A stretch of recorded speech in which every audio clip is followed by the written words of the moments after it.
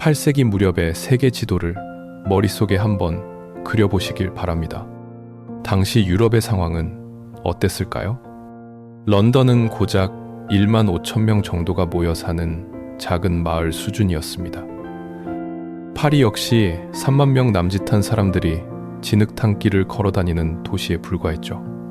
지금 심지어 서양 세계에서 가장 거대하다는 비잔티움 제국의 수도 콘스탄티노폴리스조차 인구는 30만 명에서 40만 명 사이를 오갔습니다. 그런데 같은 시기 지구 반대편 동양에는 인류 역사상 그 누구도 상상하지 못했던 거대한 규모의 초거대 도시가 존재했습니다. 바로 당나라의 수도 장안입니다. 성벽 안팎으로 거주하는 인구만 무려 100만 명을 훌쩍 넘겼습니다. 단순히 사람이 많은 것만이 아니었습니다. 장안은 그 자체로 하나의 거대한 소우주였습니다. 도시 전체는 가로 세로가 완벽하게 교차하는 바둑판 모양으로 설계되었습니다. 108개의 구역은 수학적인 정밀함으로 나뉘어 있었고 각 구역은 밤이 되면 거대한 문이 굳게 닫히며 완벽한 통제와 질서를 자랑했습니다. 이 압도적인 규모와 정교한 설계는 그곳을 방문하는 모든 이들에게 제국의 권력이 얼마나 절대적인지를 뼈저리게 느끼게 만들었습니다. 장안의 서쪽 시장에 들어서면 여러분은 아마 이곳이 중국의 한복판인지 아니면 전 세계의 교차로인지 착각하게 될 것입니다. 중앙아시아에서 온 소그드인 상인들, 페르시아의 무역상, 아라비아의 상인들, 인도의 승려들, 그리고 멀리 바다를 건너온 신라와 일본의 유학생들까지 모든 인종과 문화가 한자리에 뒤섞여 있었습니다. 시리아의 유리그릇, 동남아시아의 향신료, 인도의 보석이 실크로드를 타고 밀려 들어왔고 제국의 비단과 도자기가 다시 세계로 뻗어나갔습니다. 종교의 자유 또한 놀라울 정도였습니다. 불교 사원 옆에 도교 사원이 있었고 그 너머에는 페르시아에서 온 조로아스터교 사원과 심지어 기독교의 일파인 경교 사원 그리고 초기 이슬람 모스크까지 모두 한 도시 안에서 평화롭게 공존했습니다. 살은 게을, 게을, 게을 이처럼 눈부신 번영과 개방성 그리고 완벽해 보이는 통치 시스템 때문에 우리는 흔히 당나라를 중국 역사상 아니 인류 역사상 가장 강력하고 안정적인 제국 중 하나로 기억합니다. 교과서에서도 당나라의 전성기를 다루며 그들이 이룩한 문화적, 정치적 성취를 끝없이 찬양합니다. 세계의 중심이었고 모든 국가가 우러러보며 모방하고 싶어 했던 완벽한 제국. 그것이 우리가 아는 당나라의 표면적인 얼굴입니다. 하지만 역사의 거대한 빛 이면에는 언제나 그만큼 짙고 어두운 그림자가 도사리고 있는 법입니다. 완벽한 수학적 정밀함으로 설계된 이 평화의 도시는 역설적이게도 훗날 인류 역사상 가장 끔찍한 살육과 배신의 무대가 됩니다. 모든 것이 통제 아래에 있는 것처럼 보였던 제국의 시스템은 사실 가장 치명적인 결함을 내부에 품고 있었습니다. 겉으로는 세상에서 가장 화려하고 안전한 도시였지만 정작 이 거대한 제국을 다스리던 최고 권력자인 황제들은 훗날 적군과 반란군, 심지어 자신이 직접 군사권을 쥐어준 이들에게 쫓겨 야밤에 황급히 수도를 버리고 도망쳐야만 하는 비참한 신세로 전락하게 됩니다. 어떻게 이런 일이 가능했을까요? 전 세계가 부러워하고 복사하려 했던 그 완벽한 제국의 뼈대는 도대체 무엇으로 만들어졌기에 그토록 허망하게 무너져 내려야만 했을까요? 우리는 이제 교과서가 찬양하는 그 눈부신 장안의 불빛에서 눈을 돌려 권력의 가장 깊고 어두운 시면을 들여다보려 합니다. 왜냐하면 당나라가 전 세계에 과시했던 그 모범적인 질서와 영광은 사실 첫날부터 아주 피비린내 나는 참혹한 토대 위에서 세워졌기 때문입니다. 위대한 제국의 시작이 언제나 숭고하고 도덕적일 것이라는 생각은 우리가 역사를 바라볼 때 흔히 저지르는 순진한 착각입니다. 당나라가 세워지기 전 스프렘 중국 대륙은 거의 400년 동안 피비린내 나는 분열과 전쟁의 수렁에 빠져 있었습니다. 수나라가 잠시 통일을 이뤘지만 무리한 대운하 건설과 고구려 원정의 실패로 순식간에 국가 시스템이 무너져 내렸습니다. 그 참혹한 권력의 공백기를 뚫고 등장한 것이 바로 당나라를 세운 이연과 그의 둘째 아들 이세민이었습니다. 특히 아들 이세민은 18살의 나이에 전장에 뛰어들어 10년 만에 제국의 모든 경쟁자들을 물리친 천재적인 군사 전략가였습니다. 냉정하게 말해 그가 없었다면 당나라의 건국은 불가능했을 것입니다. 하지만 권력의 세계는 피를 나눈 형제조차 두 태양으로 용납하지 않는 법입니다. 국가를 세운 군사적 공로가 절대적이었던 둘째 아들 이세민과 정통성에 의해 공식적인 후계자로 지명된 형 이건성 사이의 긴장감은 결국 제국의 심장부에서 돌이킬 수 없이 폭발하고 맙니다. 626년 이세민은 장안의 황궁 북문인 현무문에서 친형과 막내 동생을 기습하여 잔혹하게 살해합니다. 그리고 그 피 묻은 칼을 쥐고 곧장 아버지인 황제에게 달려가 사실상 퇴위를 강요했죠. 아버지의 권력을 찬탈하고 형제의 피를 밟고 서서 황제, 즉 당태종이 된 것입니다. 이 끔찍한 형제 살해와 권력 찬탈의 시작을 보면 우리는 을에 그가 역사에 남을 잔혹하고 의심 많은 폭군이 되었을 것이라 짐작하게 됩니다. 하지만 여기서 역사의 가장 기막힌 역설이 등장합니다. 형제들을 도륙한 이 냉혹한 찬탈자가 훗날 중국 역사상 가장 위대하고 완벽한 태평성대로 불리는 정관의 치를 열었기 때문입니다. 대체 어떻게 이런 일이 가능했을까요?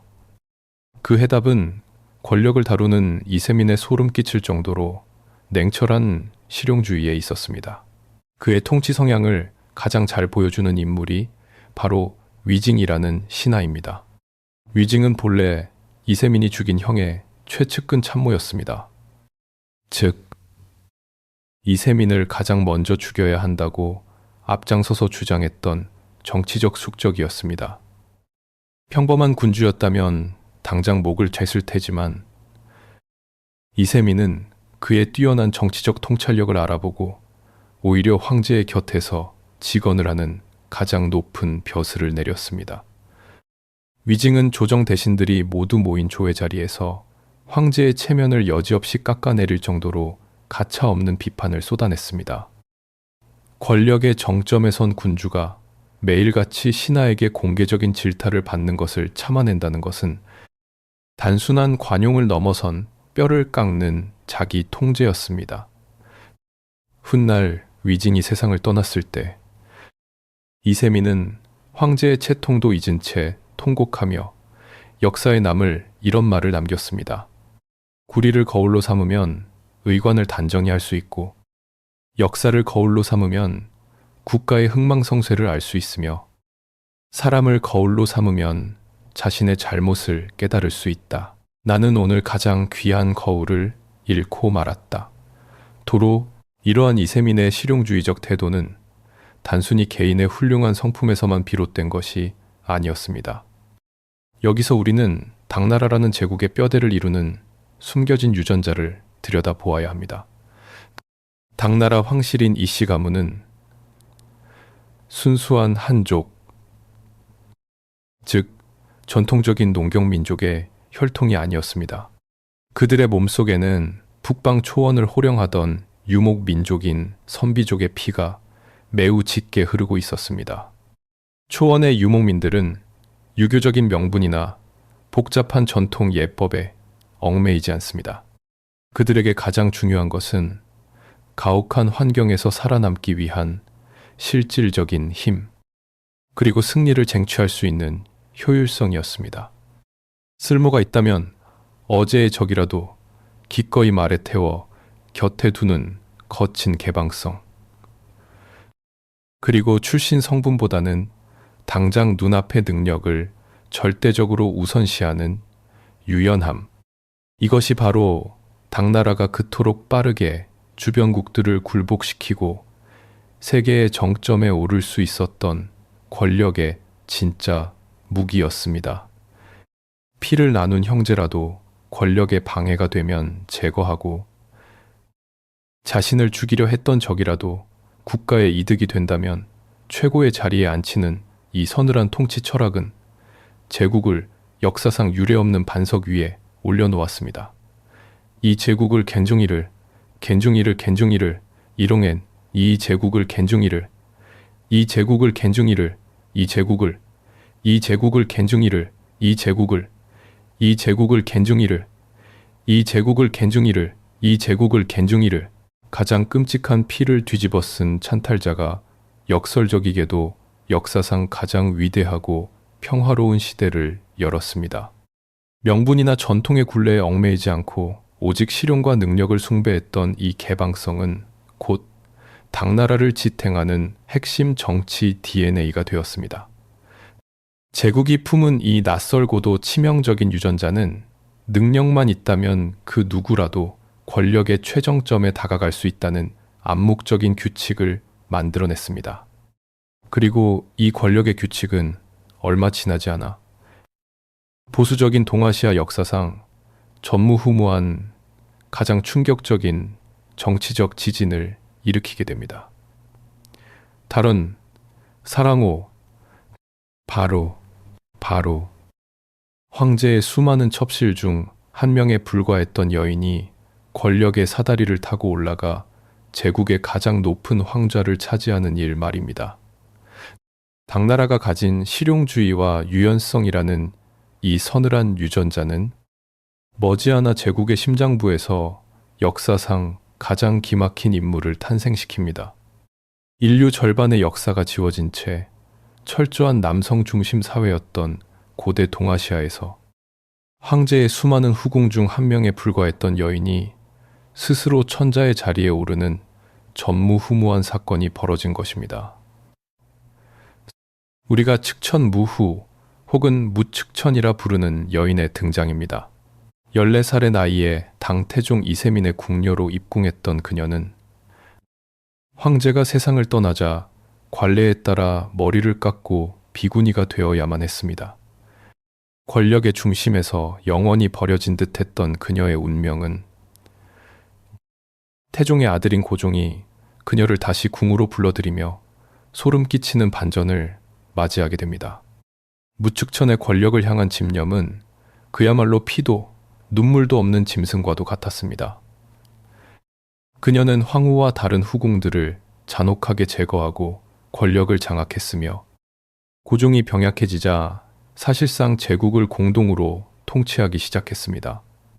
그리고 고종이 죽은 후에는 자신의 친아들들마저 차례로 폐위시키고 급기야 국호를 바꾸며 스스로 제국의 유일무이한 황제가 되었습니다. 중국 수천 년의 역사 속에서 여성이 하늘의 아들이라는 공식적인 천자의 자리에 오른 것은 오직 그녀가 처음이자 마지막이었습니다. 이후에 보수적인 유교 사가들은 그녀를 자기 자식마저 죽인 희대의 악녀이자 괴물로 묘사하며 저주를 퍼부었습니다. 하지만 역사의 감정을 걷어내고 지정학적인 통치 구조와 권력의 본질이라는 관점에서 그녀의 시대를 바라보면 우리는 전혀 다른 서늘한 진실과 마주하게 됩니다. 그녀는 단순히 권력에 굶주린 미치광이 독재자가 아니었습니다. 오히려 당나라라는 거대한 국가의 뼈대를 가장 현대적이고 강력하게 개조해낸 천재적인 정치공학자였습니다. E.T. G. O.E. G. G. G. E. G. O.E. G. E. O.E. O.E. O.E. O.E. O.E. O.E. O.E. O.E. O.E. O.E. O.E. O.E. O.E. O.E. O.E. O.E. 그녀가 휘두른 가장 강력하고 무서운 정치적 무기는 바로 과거제였습니다. 당시까지만 해도 제국의 고위관직은 대대로 권력과 토지를 쥔 몇몇 유력한 귀족 가문들이 독점하고 있었습니다. 무측천은 비밀 경찰을 동원해 자신을 노골적으로 혐오하는 이 거만한 귀족들을 피비린내 나게 숙청하는 한편, 기중차를 피비린내 나게, 기비린내 나게, 기비린내 나게, 피비린내 나게, 기비린내 나게, 기비린내 나게, 기비린내 나게, 기비린내 나게, 기비린내 나게, 기비린내 나게, 기비린내 나게, 기비린내 나게, 기비린내 나게, 기비린내 나게, 기비린내 나게, 기비린내 나게, 기비린내 나게, 기비린내 나게, 기비린내 나게, 기비린내 나게, 기비린내 나게, 기비린내 나게, 기비린내 나게, 그리고 그러고 토고마는 뭐 시작했습니다. 신분과 가문이 아닌 오로지 시험 성적만으로 인재를 뽑는 과거 제도를 대대적으로 확대하고 직접 주관하기까지 했습니다. 이는 단순한 기회 균등이나 선의에서 나온 정책이 아니었습니다. 지독하게 차가운 정치적 계산의 결과물이었죠. 밑바닥에서 오직 실력 하나로 발탁된 수많은 젊은 관리들은 기존의 낡은 귀족들과 달리 오로지 자신을 알아봐주고 흙바닥에서 끌어올려준 황제 무측천단 한 사람에게만 절대적인 충성을 바칠 수밖에 없었기 때문입니다. 그녀는 정적들에게는 무자비한 악마였지만 동시에 그 어떤 남성 군주들보다 유능한 행정가였습니다. 귀족들을 향한 공포 정치가 극에 달했던 그 반세기 동안 놀랍게도 변방의 국경은 굳건하게 유지되었고 제국의 행정 시스템은 그 어느 때보다 효율적으로 돌아갔습니다.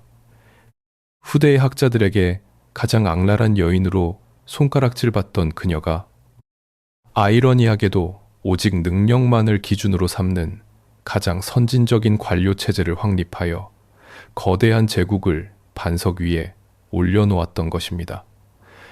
그녀의 철권 통치 아래에서 장안의 금고는 막대한 부로 흘러넘쳤고 제국의 권력은 황제 한 사람에게로 완벽하게 집중되었습니다. 하지만 권력의 속성이란 참으로 얄궂은 것입니다. 모든 것이 완벽하게 통제되고 국가의 창고가 은화와 비단으로 넘쳐날 때 제국은 안일함이라는 달콤한 독을 마시게 됩니다. 부유함과 태평성대에 취해버린 중앙조정은 서서히 힘든 일을 기피하기 시작했습니다. 그들은 굳이 피를 흘려가며 스스로 군대를 유지하는 대신 국경의 방어를 돈으로 고용한 외인 부대와 이방인 장군들에게 통째로 외주를 주는 파멸적인 선택을 내리고 맙니다. 거대한 제국이 내부의 화려함에만 시선을 빼앗긴 나머지 자신들의 통제 범위를 벗어난 아득한 변방의 국경선에서 훗날 제국을 갈기갈기 찢어놓을 거대한 괴물이 자라나고 있다는 사실을 전혀 깨닫지 못한 것입니다.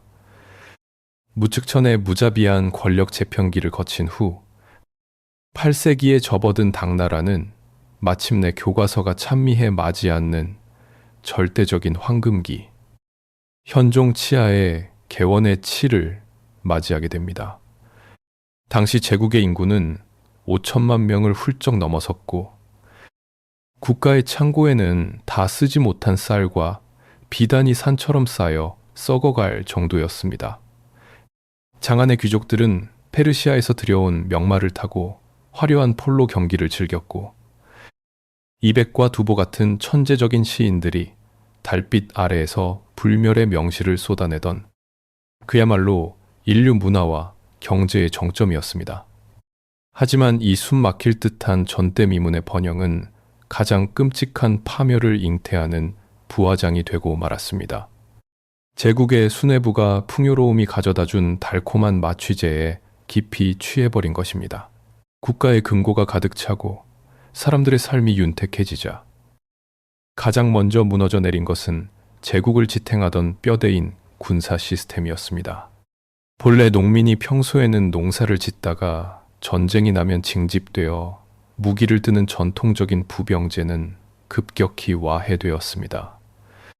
부유해진 백성들은 엄청난 세금을 내고서라도 고되고 피비린내 나는 군역을 기피했고, 호화로운 일상에 빠진 장안의 귀족들 역시 흙먼지 날리는 국경의 전장으로 나가는 것을 혐오했습니다. 당을 디비 켕몬, 텅 비어버린 군대의 공백을 메우기 위해 중앙조정은 아주 편리하고도 위험한 타협을 선택합니다. 바로 막대한 돈을 주고 직업 군인들을 고용하는 모병제로의 전환이었습니다. 나아가 끝없이 펼쳐진 광활한 변방을 방어하기 위해 국경지대에 절도사라는 강력한 군사 총독직을 신설하고, 그들에게 해당 지역의 막강한 군사권뿐만 아니라 세금을 거두는 재정권과 지역을 통치하는 행정권까지 통째로 넘겨버렸습니다. 귀찮고 힘든 안보의 짐을 변방의 장군들에게 완전히 외주를 주어버린 것입니다. 이러한 중앙의 안일함은 당나라의 통제력을 아득히 벗어난 지정학적 한계와 맞물려 돌이킬 수 없는 거대한 재앙을 불러왔습니다. 당시 당나라는 실크로드를 독점하기 위해 끝없이 더 서쪽으로 군대를 밀어넣고 있었습니다. 하지만 751년, 이 중앙아시아의 심장부인 탈라스에서 그들은 거침없이 팽창하던 또 다른 초강대국 아바스 왕조의 아랍 제국과 정면으로 충돌하게 됩니다. 이 뼈아픈 패배는 당나라의 영토 확장이 지리적 임계점에 부딪혔으며, 그들이 결코 세계의 유일무이한 무적의 군대가 아님을 명백히 증명했습니다. 게다가 제국의 턱 밑인 험준한 티베트 고원에서는 토번 제국이라는 거대한 군사 세력이 매섭게 숨통을 조여오고 있었습니다. 지리적으로 토번은 장안보다 훨씬 높은 고지대에 위치해 있었기에 언제라도 맹렬한 기병을 몰고 내려와 제국의 심장부를 향해 칼을 겨눌 수 있는 가장 치명적이고 공포스러운 위협이었습니다. 이 거대한 외적들을 막아내기 위해 황제는 변방의 절도사들에게 더욱 무제한적인 병력과 자금을 쏟아부어야만 했습니다. 바로 이 지점에서 제국의 명운을 영원히 갈라버린 가장 끔찍한 모순이 발생합니다. 화려한 수도에 머물던 황제의 친위대인 중앙군은 호위 병력 수준으로 전락해 실전에서 싸우는 법조차 잊어버렸지만, 변방의 척박한 국경을 지키는 절도사들은 수십만의 살기로 단련된 정예 사병을 거느린 거대한 독립군벌로 진화해버린 것입니다. 제국이 본래 지니고 있던 실용주의와 개방성은 오히려 역효과를 내기 시작했습니다.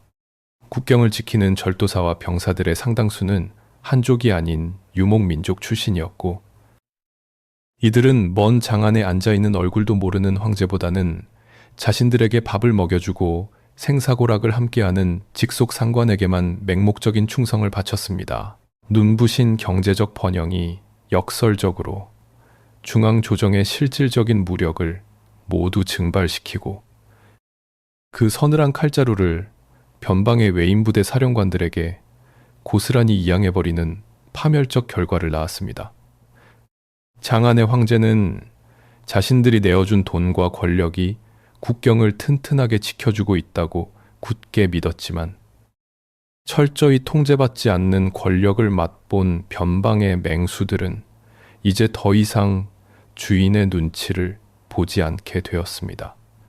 중앙의 화려한 불빛 뒤에서 제국의 숨통을 끊어놓을 시한폭탄의 초침은 이미 걷잡을 수 없이 돌아가고 있었습니다. 그리고 중앙조정이 엄청난 돈과 병권을 퍼부어 가장 거대하고 끔찍한 괴물로 키워낸 그 수많은 변방의 지도자들 가운데 두 가지 이민족의 피가 섞인 채 어둠 속에서 조용히 때를 기다리는 한 남자가 있었습니다. 그 남자의 이름은 안록산이었습니다. 소그드인 아버지와 돌궐족 어머니 사이에서 태어난 그는 거대한 체구에 믿을 수 없을 만큼 뚱뚱한 외모를 가진 변방의 장군이었습니다. 장안의 화려한 궁정에 나타날 때면 그는 마치 우스꽝스러운 광대처럼 행동했습니다. 황제의 총애를 받는 절세미인 양귀비의 수양아들을 자처하며 갓난아기처럼 애교를 떨었고, 늙고 권력에 취한 현종은 그런 그를 순박하고 충성스러운 신하로 착각하여 아낌없이 막강한 권력과 군대를 내어주었습니다.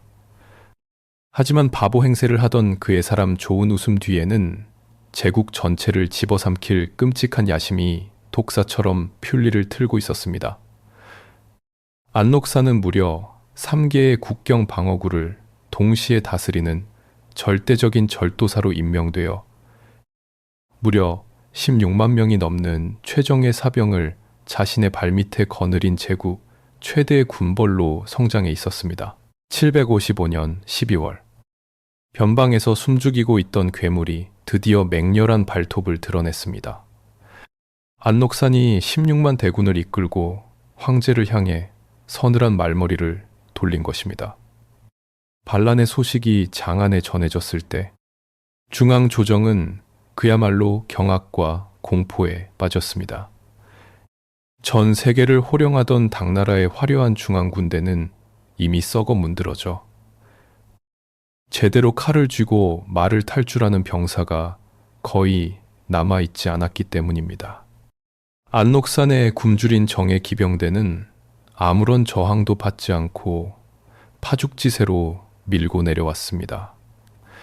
제2의 수도였던 낙양은 불과 한 달 만에 참혹하게 함락되었고, 천하의 중심이자 100만 명의 인구를 자랑하던 초거대 도시 장안마저 방어선이 뚫린 채 적의 칼끝에 완전히 노출되었습니다.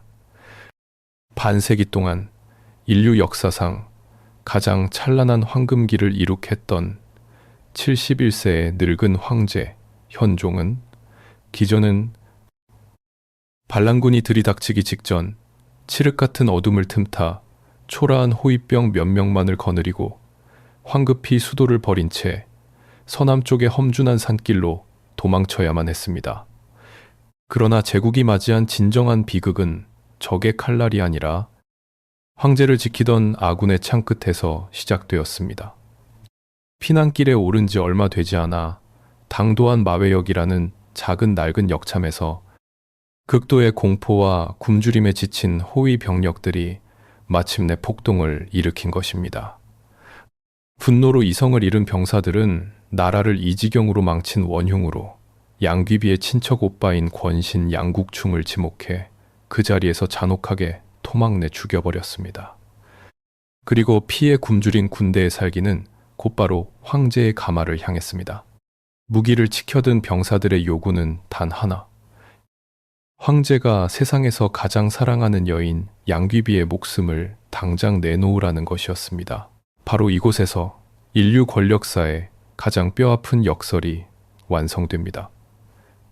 세상 모든 것을 가졌고 인류 문명의 절정을 호령했던 위대한 천자가 길가의 허름한 역참에 갇혀 자신을 호위하는 일개 병사들의 협박에 굴복해야만 하는 비참한 처지로 전락해버린 것입니다. 황제는 하염없이 눈물을 흘리며 애원했지만 병사들은 양귀비가 죽지 않으면 단 한 발자국도 움직이지 않겠다며 서슬퍼런 창칼을 거두지 않았습니다. 절대 권력의 무상함이 가장 적나라하게 폭로되는 끔찍한 순간이었습니다.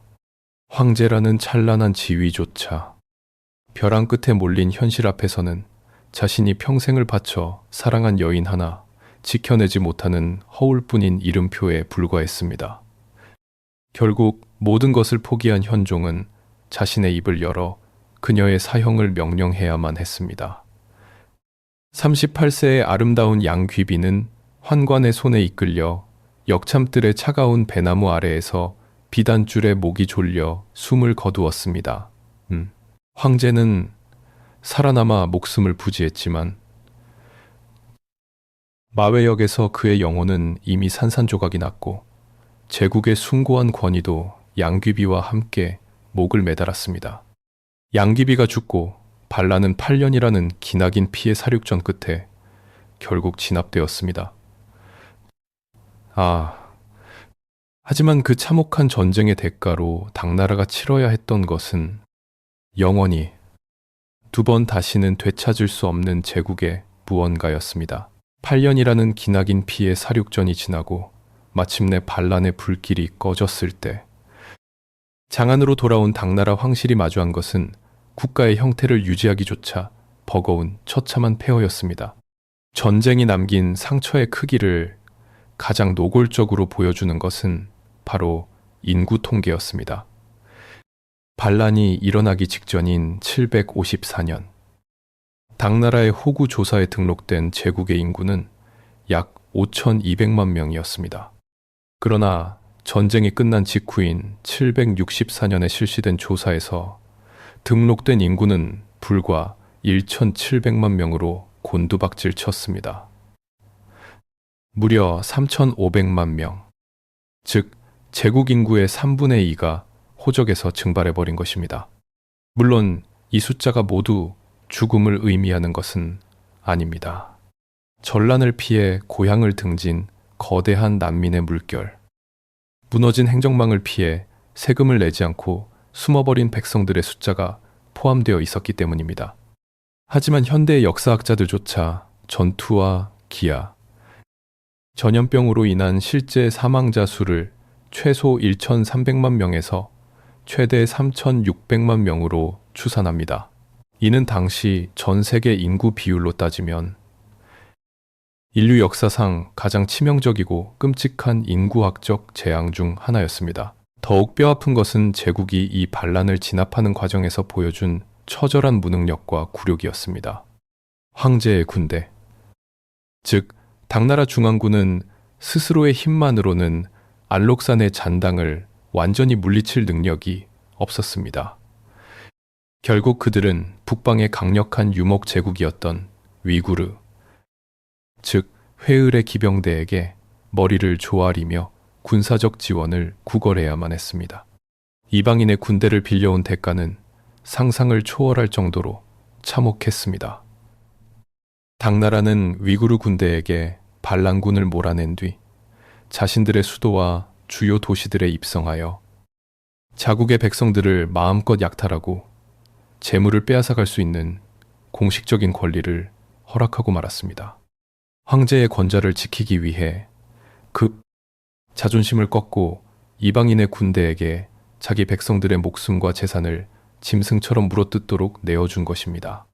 승전보를 울리며 폐허가 된 수도로 돌아온 황실은 겉으로는 제국의 위기를 극복한 것처럼 보였지만 백성들의 마음속에서 천자라는 절대적인 도덕적 권위와 신뢰는 이미 돌이킬 수 없이 무너져 내린 뒤였습니다. 역사책은 763년에 알록산의 난이 모두 끝났고 당나라가 위기를 넘기고 살아남았다고 기록합니다. 그러나 지정학적 관점과 권력의 구조로 볼 때 755년 이전의 당나라와 763년 이후의 당나라는 이름만 같을 뿐 완전히 다른 국가였습니다. 중앙조정은 승리하지 않았습니다. 그저 간신히 숨통만 붙어 있었을 뿐입니다. 반란군을 진압하는데 공을 세웠거나 혹은 반란군 편에 섰다가 재빨리 항복한 수많은 변방의 절도사들은 전쟁이 끝난 후에도 결코 자신들의 군사권과 행정권을 중앙에 반납하지 않았습니다.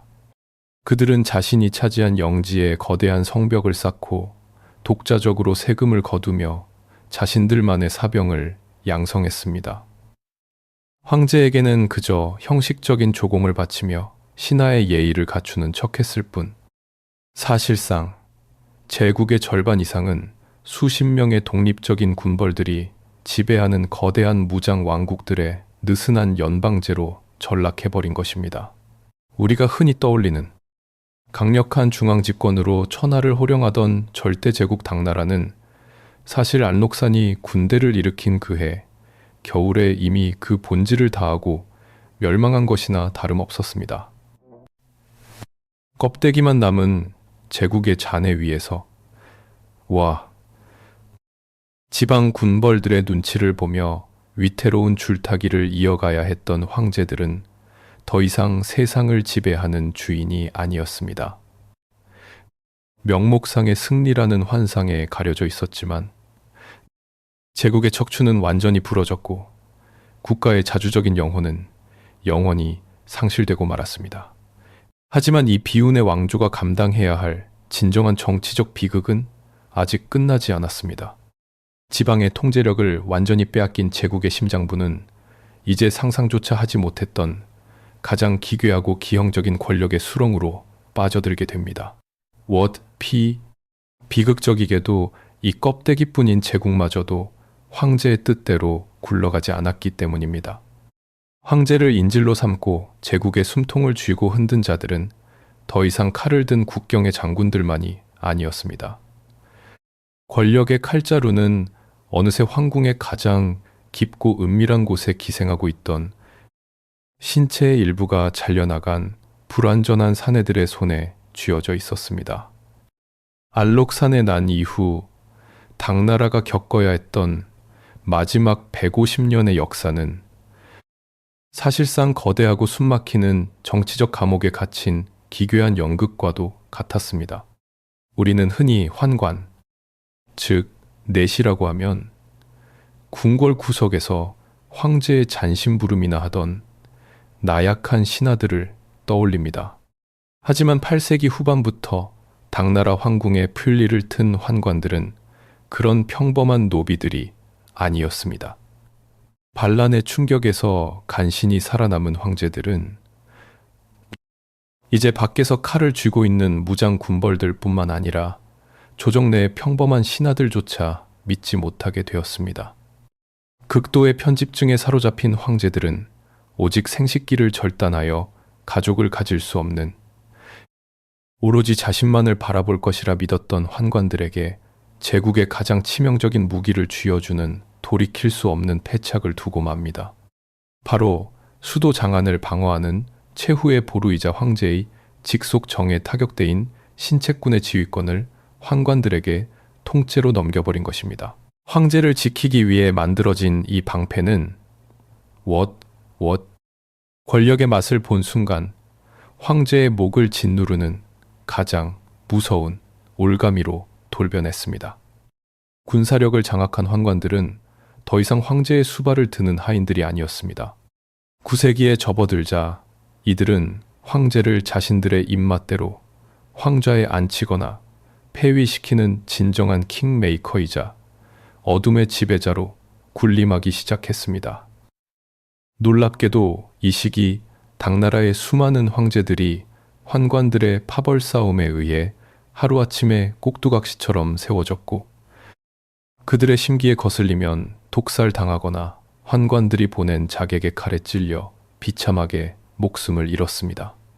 하늘의 아들이라 불리며 전 세계의 우러러봄을 받던 위대한 당나라의 천자가 당나라 드로 겨젖대리 비갓대 오리고 천자고 겨젖대리 비갓대 아니 드로 겨젖 정작 자신의 침전에서는 환관의 눈치를 보며 언제 암살당할지 몰라 밤새 공포에 떨어야만 했던 것입니다.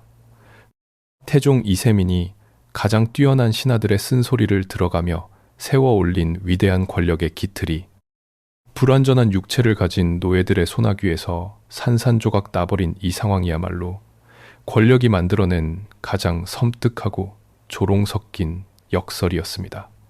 최고 권력자가 환관들의 놀이개로 전락한 사이 다롱 나라를 올바른 길로 이끌어야 할 관료 집단은 무엇을 하고 있었을까요? 불행히도 조정의 대신들은 제국이 무너져 내리는 소리에는 전혀 귀를 기울이지 않았습니다. 그들은 오직 무측천 시대부터 이어져 온 과거 출신의 신진 관료 집단과 대대로 권력을 누려온 전통적인 귀족 집단으로 나뉘어 무려 40년이 넘는 세월 동안 죽고 죽이는 끔찍한 당파 싸움에만 몰두했습니다.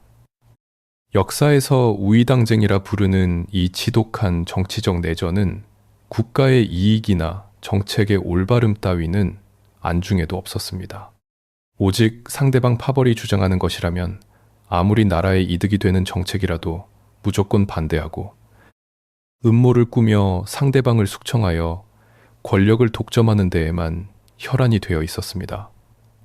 조정의 행정 시스템은 완전히 마비되었고 중앙정부는 지방에서 일어나는 어떤 위기에도 대처할 능력을 상실하고 말았습니다.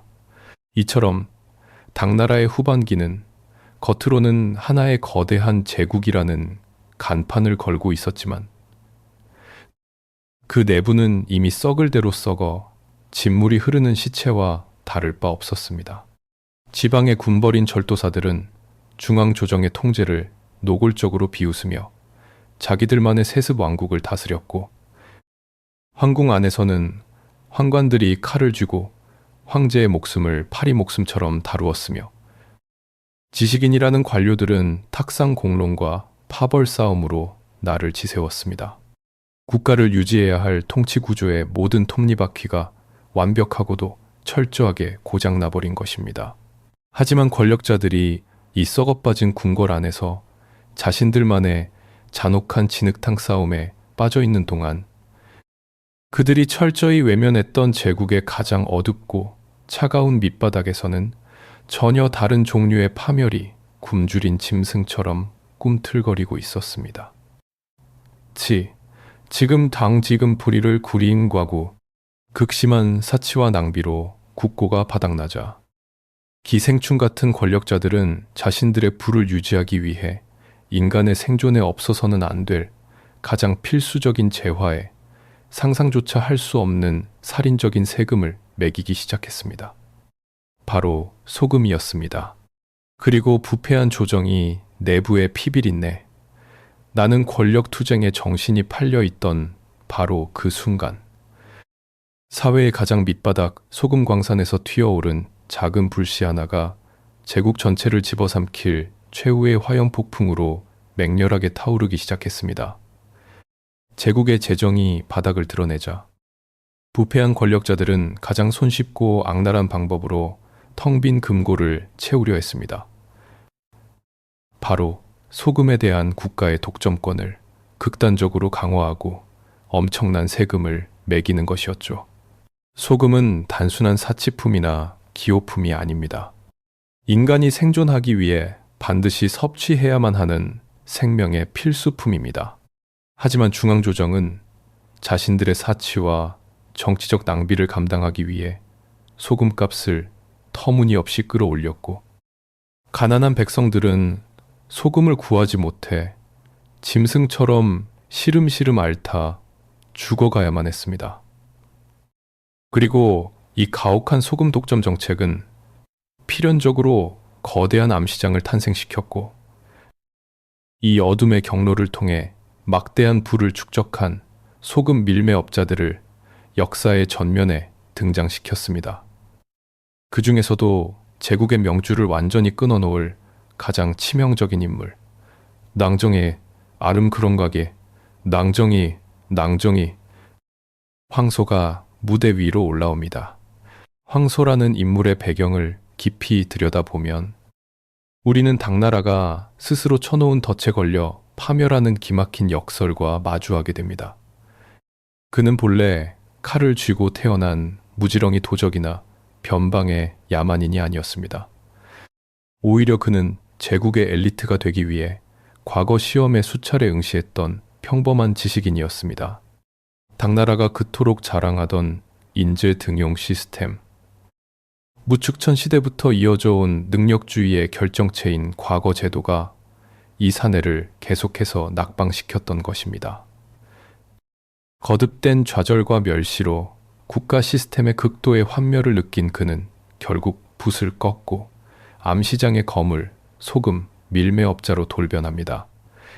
제국이 그토록 완벽하다고 믿었던 사다리가 한 사내를 벼랑 끝으로 밀어냈고 국가의 가혹한 착취가 그에게 분노한 민중이라는 거대한 군대를 거느리게 만들어준 셈입니다. 874년 극심한 가뭄과 기근이 대륙을 덮치자 굶주린 농민들이 무기를 들고 일어났고 황소는 곧 그 거대한 반란의 중심에 섰습니다. 황소의 난은 일반적인 권력 투쟁이나 영토 전쟁의 궤적을 따르지 않았습니다. 그것은 밑바닥까지 착취당한 자들의 이성을 상실한 맹렬한 파괴 행위였습니다. 황소의 군대는 중국 대륙의 북쪽에서 출발해 남쪽 끝 연안 도시 광저우까지, 그리고 다시 방향을 틀어 양쯔강을 건너 제국의 심장인 장안을 향해 그야말로 광기 어린 행군을 이어갔습니다. 그들이 지나가는 자리에는 어떠한 잡이나 타협도 남지 않았습니다. 특히 세계 무역의 중심지였던 남부 광저우에서는 아랍, 페르시아, 유대인 상인들을 포함해 수만 명의 외국인과 백성들이 끔찍하게 학살당했습니다. 이는 당나라가 그토록 자랑하던 국제적인 개방성과 다문화적 관용이 생존을 위해 분노한 민중의 맹렬한 칼날 앞에서 얼마나 무기력하게 찢겨 나갔는지를 보여주는 잔혹한 상징이었습니다. 결국 881년, 이 한때 세계의 중심이자 인류 문명의 기적이라 불리던 거대 도시 장안은 과거에 낙방했던 한 명의 소금 밀매업자에게 너무도 허망하게 함락되고 맙니다. 한 세기 전 안록산의 난때 간신히 목숨을 건졌던 황실의 위엄은 이제 형체조차 알아볼 수 없을 정도로 무참히 짓밟혔습니다. 장안은 무자비하게 불태워졌고 텅 빈 거리는 피비린내와 시체가 썩어가는 악취로 진동했습니다. 세계가 경이로운 눈으로 바라보던 그 눈부셨던 제국의 영광은 완벽하게 잿더미로 변해버렸습니다. 당나라를 회복 불능의 죽음으로 밀어넣은 것은 밖에서 국경을 위협하던 아라비아 제국도 티베트 고원의 무서운 기병대도 아니었습니다. 제국의 가장 자랑스러운 유산이었던 과거 시험에서 소외된 지식인이 제국의 가장 밑바닥에서 생존을 위해 발버둥 치던 백성들을 이끌고 제국의 심장에 스스로 비수를 꽂은 것입니다.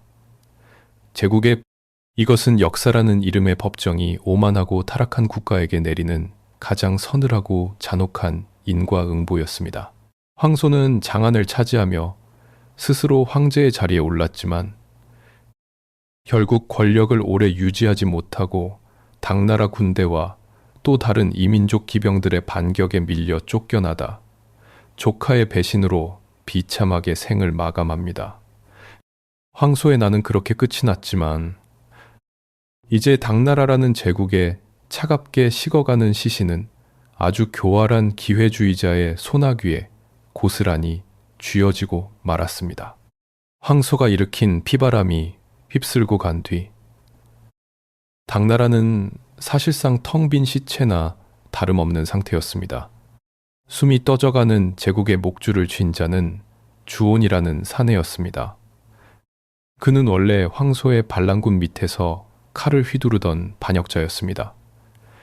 하지만 반란의 기세가 꺾일 조짐을 보이자 그는 아주 교활하고도 재빠르게 주군을 배신하고 당나라 조정에 항복했습니다. 절망에 빠져있던 조정은 그에게 벼슬과 군대를 내어주며 반란군을 토벌하게 했고 주온은 당나라가 내어준 바로 그 칼을 이용해 다른 군벌들을 잔혹하게 베어 넘기며 자신의 권력을 무섭게 키워나갔습니다. 9세기 말에 이르자 한때 반역자였던 이 사내는 중국 대륙에서 가장 거대하고 강력한 군벌로 성장해 있었습니다. 장안의 당나라 황제는 이제 그의 소나귀에 갇힌 가련한 인질에 불과했습니다. 절대 권력을 향한 주온의 행보는 피도 눈물도 없이 차갑고 체계적이었습니다.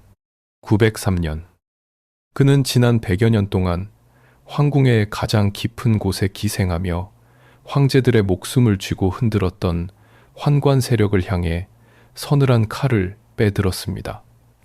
단 하룻밤 만에 수백 명의 환관들이 궁궐 안에서 무참히 도륙당했습니다. 100년을 이어온 기괴하고 잔혹했던 환관들의 폭정은 반역자의 칼날 아래에서 허망하게 끝이 났습니다. 하지만 이 학살은 황실을 보호하기 위한 충정이 아니었습니다. 그것은 그저 주온 자신이 황제의 권력을 완벽하게 집어삼키기 위해 마지막 남은 귀찮은 장애물을 피비린내 나게 청소한 것일 뿐이었습니다. 방해물이 모두 사라지자 주온은 더 이상 거칠 것이 없었습니다. 이듬해인 904년, 그는 자신에게 방해가 되는 소종 황제를 무참히 암살하고 불과 13살에 불과한 어린아이를 허수아비 황제인 에제로 자리에 앉혔습니다. 이제 하늘의 아들이라는 이름은 철저한 조롱거리가 되었습니다. 그리고 마침내 907년, 주온은 그 얄팍한 껍데기마저 벗어던졌습니다. 그는 어린 황제를 협박해 스스로 황좌에서 물러나게 한 뒤 직접 황제의 자리에 올라 후량이라는 새로운 왕조를 선포했습니다. 새로운 아본이 영연을 제슨 비즈, 인류 역사상 가장 찬란했던 289년의 거대한 당나라 제국이 한때 소금 밀매업자의 부하였던 배신자의 손에 의해 공식적으로 역사의 뒤안길로 사라지는 순간이었습니다. 하지만 비극은 여기서 끝나지 않았습니다. 황자에서 쫓겨나 감금되어 있던 어린 허수아비 황제는 이듬해인 908년 주온이 내린 사약을 받고 차디찬 바닥에서 피를 토하며 숨을 거두었습니다. 그의 나이 고작 17살이었습니다. 자신에게서 모든 것을 빼앗아간 자가 건넨 독약을 마셔야만 했던 소년의 눈물을 끝으로 위대했던 당나라 황실의 핏줄은 영원히 끊어지고 말았습니다.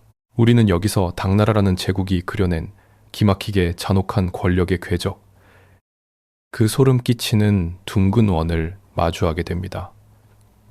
거의 300년 전, 당나라의 가장 위대한 전성기를 열었던 태종 이세민은 현무문에서 자신의 친형과 동생을 잔인하게 베어 죽이고 아버지를 겁박하여 황좌를 차지했습니다. 피와 배신으로 무자비하게 시작된 제국의 권력이 289년의 화려한 우여곡절을 거친 끝에 결국 모든 것을 빼앗긴 무력한 어린 소년이 배신자의 독약을 마시고 피를 토하며 죽는 것으로 끝을 맺은 것입니다. 인류 문명의 절정을 맛보았던 그 화려했던 권력의 무대는 결국 시작과 끝이 똑같은 잔혹한 사륙의 굴레를 결코 벗어나지 못했습니다. 당나라의 289년 생명은 그렇게 완전히 숨을 거두었습니다.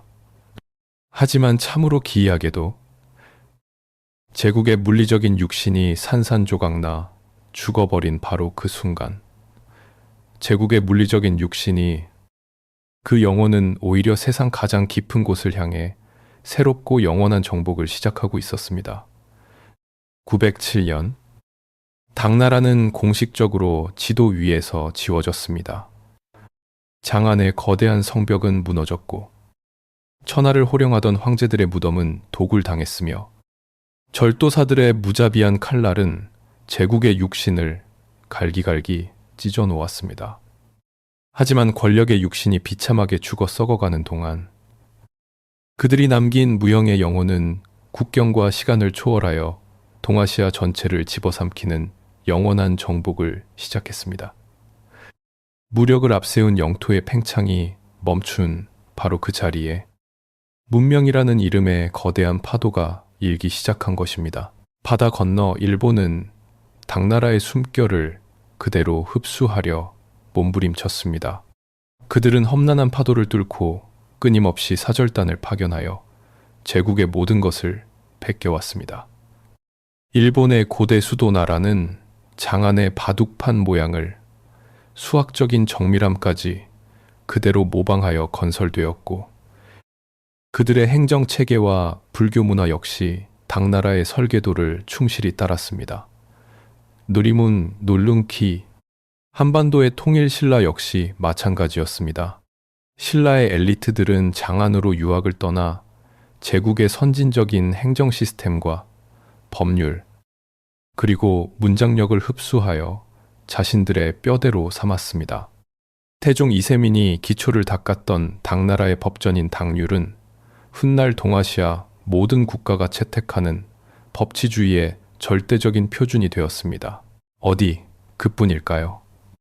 늙고 지친 제국이 내전으로 피를 흘리고 있을 때조차 이백과 두보가 남긴 불멸의 시구들은 지식인들의 영혼을 지배하는 가장 강력한 종교가 되었습니다.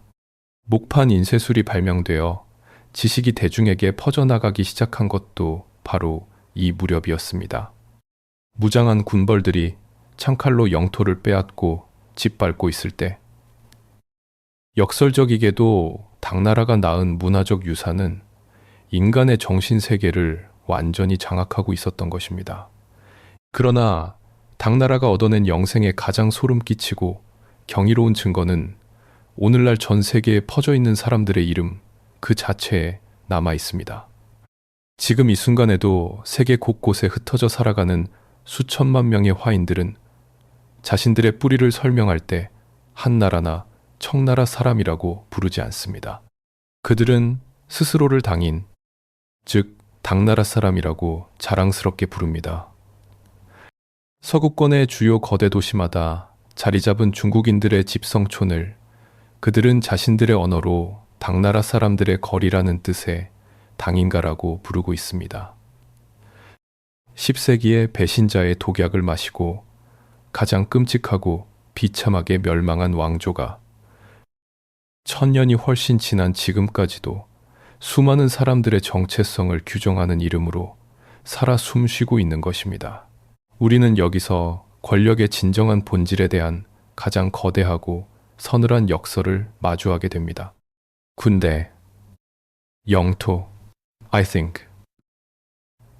그리고 성벽으로 대변되는 물리적인 권력은 결국 내부의 탐욕과 시간의 무게를 이기지 못하고 제국을 갈기갈기 찢어버리는 흉기로 전락했습니다.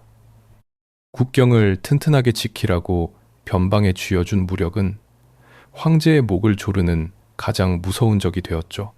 하지만 법률, 개방성, 제도, 그리고 문화로 대변되는 무형의 권력은 영토가 사라진 뒤에도 국가에게 진정한 의미의 불멸을 선사했습니다. 당나라는 통치 구조의 모순과 부패로 멸망했지만 그들이 빚어낸 문명의 빛은 결코 꺼지지 않고 살아남아 세상의 역사를 이끌었습니다. 화려했던 장안의 빛과 그 뒤에 숨겨져 있던 피비린내, 나는 황궁의 그림자를 돌아보며 우리는 현재를 살아가는 우리 자신에게 무겁고 거대한 질문 하나를 던지게 됩니다. 타인의 힘을 빌려 팽창하다 결국 그 무게에 짓눌려 스스로 무너져 내린 당나라의 비극은 과연 1000년 전의 과거에만 머물러 있을까요? 밖에서 빌려온 무력으로는 결코 국가를 영원히 지탱할 수 없습니다. 지금 이 순간 세계를 호령하며 패권을 다투는 현대의 초강대국들을 가만히 들여다보시길 바랍니다. 그들은 과연 영원히 무너지지 않을 굳건한 성벽을 쌓아 올리고 있는 것일까요? 아니면 결코 타협할 수 없는 내부의 모순과 분열로 스스로의 무덤을 깊게 파고 있는 것일까요? 찬란하고도 잔혹했던 장안의 유령이 1000년의 시간을 넘어 오늘날의 우리를 서늘하게 지켜보고 있습니다.